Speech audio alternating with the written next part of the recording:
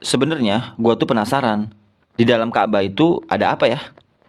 Nggak ada apa-apa. Suasana dalam Ka'bah itu layaknya kita masuk masjid. Kalau lo perhatiin, pondasi Ka'bah itu dikelilingi batu marmer berwarna putih yang disebut Shadarwan. Fungsinya untuk menahan pondasi Ka'bah agar tidak rubuh, karena dahulu daerah area Ka'bah berpasir dan terkadang banjir. Maka dikhawatirkan hal itu akan merobohkan Ka'bah. Oleh karenanya, dibuatkanlah Shadarwan ini untuk menopang pondasinya oleh orang-orang Arab dahulu. Kalau sekarang, Shadarwan ini berfungsi untuk menghindari jemaah yang terjepit di dinding Ka'bah ketika haji. Nah, di dekat pintu Ka'bah, masih di area Shadarwan, kita akan melihat sebuah tanda 8 buah batu merah. Ini disebut juga dengan area Mijan, merupakan lokasi di mana Nabi Ibrahim alaihissalam dan Nabi Ismail alaihissalam mengadon tanah liat untuk membangun Ka'bah. Begitu pula, ini merupakan lokasi favorit Rasulullah SAW, serta tempat di mana Jibril mengajarkan sholat kepada Nabi Muhammad SAW. Oh gitu. Oh iya, kalau kain yang menyelimuti Ka'bah itu apa ya? Kain yang menyelimuti Ka'bah itu namanya kiswah. Dan orang yang pertama kali menyelimuti Ka'bah pertama kali dengan kiswah merupakan seorang raja dari Yarhimi yang bernama Tuba Abu Kab. Dahulu, orang-orang Arab menggantung syair-syair terbaik mereka di dinding Ka'bah sebagai bentuk kebanggaan peradaban mereka dalam bidang sastra. Gue juga pernah dengar bahwa kain kiswah itu awalnya bukan berwarna hitam tapi berwarna putih bergaris merah. Emang iya? Bener banget. Kain kiswah itu tidak selalu hitam. Jadi, kain kiswah pada awalnya berwarna putih bergaris merah dari Yaman, lalu menjadi putih, merah, kuning, hijau, dan yang terakhir hitam hingga sekarang. Tulisan kaligrafi ditulis dengan benang emas, bertuliskan ayat-ayat Al-Quran.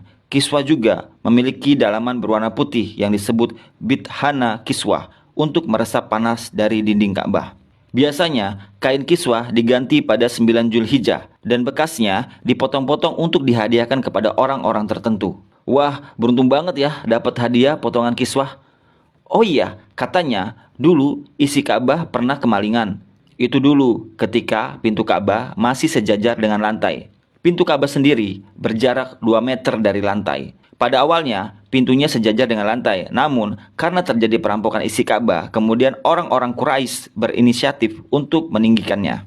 Dari pintu Ka'bah kita lihat di sebelah kiri pojok Ka'bah tersimpan Hajar Aswad di dalam sebuah cangkang berwarna perak. Nah, dalam perjalanan sejarahnya, pintu Ka'bah telah berubah-ubah, baik bentuk sendi maupun bahan bakunya. Pintu yang ada sekarang merupakan hadiah dari Raja Khalid bin Abdul Aziz, Raja Saudi, yang dibuat ketika masa pemerintahannya dan dilapisi emas murni 99 karat seberat 280 kg dengan total biaya kalau dirupiahkan sekitar 40 miliar waktu itu, dan itu uang atau dana dari tabungan Raja Khalid sendiri. Nah, pintu Ka'bah mempunyai kunci dengan desain klasik dan secara turun-temurun sejak dahulu kala dipegang oleh keluarga keturunan Qusay bin Kilab bin Murrah. Dan pintu Ka'bah hanya dibuka 2 kali dalam setahun. Pertama, ketika awal bulan Sya'ban, dan kedua, pada awal bulan Zulhijjah untuk dibersihkan. Dan untuk masuk ke dalam Ka'bah diperlukan tangga portable. Dalam Ka'bah sendiri tidak memiliki lampu, sehingga ketika memasuki Ka'bah akan diterangi dengan penerangan dari luar. Dan ketika kita masuk ke dalam Ka'bah, maka kita akan melihat jika lantai dan dinding Ka'bah dihiasi batu marmer yang dominan putih, marmer hijau menghiasi lantai dengan bentuk persegi yang dihiasi marmer coklat di sampingnya.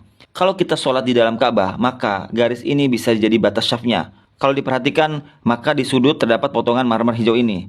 Ini sebagai tanda bahwa Rasulullah SAW melakukan sholat di tempat ini saat memasuki Ka'bah. Begitu juga di bagian pojok dan dindingnya dihiasi 1, 2, 3 marmer hijau. Terlihat juga ada beberapa saluran udara yang didesain sedemikian rupa.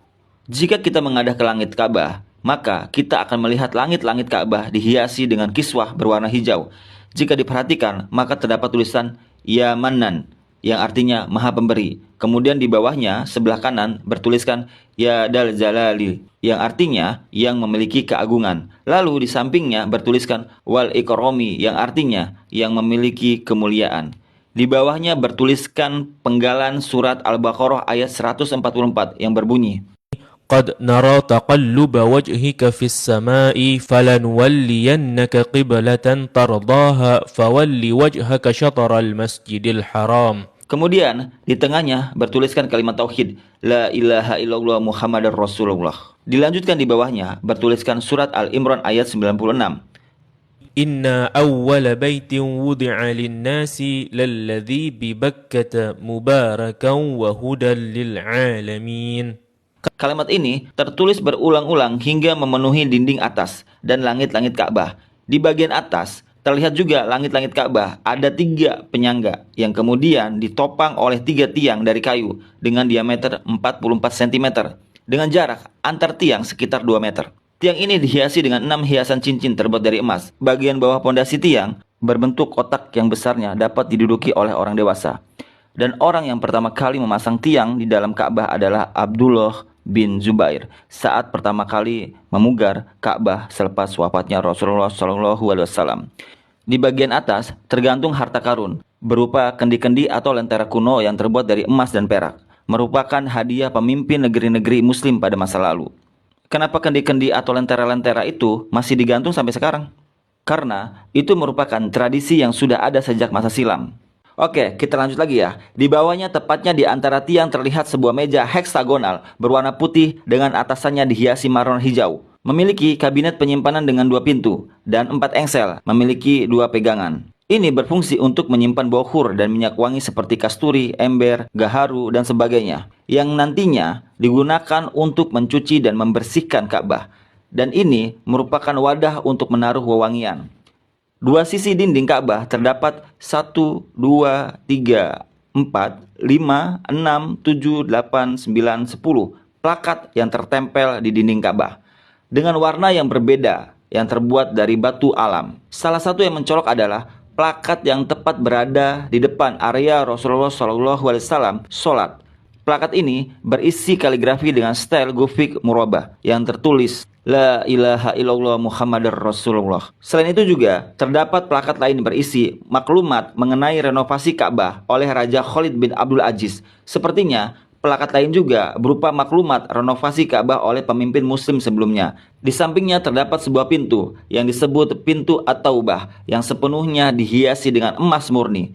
Di belakang pintu ini ada sebuah tangga yang mengakses ke atas Ka'bah. Dari atas dapat dilihat jika ada pengait untuk mengikat kain kiswah. Dan bahkan kita juga bisa sholat di atas Ka'bah. Jika Ka'bah tidak diselimuti kiswah, maka penampakannya seperti ini. Nah, kiswah Ka'bah akan diganti setahun sekali dan harganya mencapai 50 miliar dengan berat 650 kg. Kiswah juga berfungsi untuk menghindari dinding Ka'bah dari keretakan akibat panas matahari. Nah, itulah gambaran dari Ka'bah dan apa-apa saja yang ada di dalam Ka'bah. Wah, makasih banget ya, informasinya daging semua. Jadi, gua nggak penasaran lagi deh sekarang. Kalau lo mau tahu lebih lanjut segala informasi tentang Islam, lo bisa main ke channelnya Rabbanians ID. Tapi, kalau lo mau tahu tentang sejarah kisah Nabi Muhammad SAW sebelum lahir hingga beliau wafat, lo bisa baca buku Sirah Nabawiyah. Banyak orang yang menangis membaca buku ini, karena buku ini ditulis layaknya novel, mudah dicerna seakan-akan kita terbawa ke dalam kisah Rasulullah SAW. Bagi teman-teman yang mempunyai aktivitas kesibukan yang padat, jangan khawatir. Di buku cetakan terbaru terdapat barcode audio. Jadi, teman-teman bisa mendengarkan kisah Nabi Muhammad SAW sambil beraktivitas. Buruan deh, dapetin bukunya. Mumpung masih ada promo. Klik keranjang kuningnya. Segera.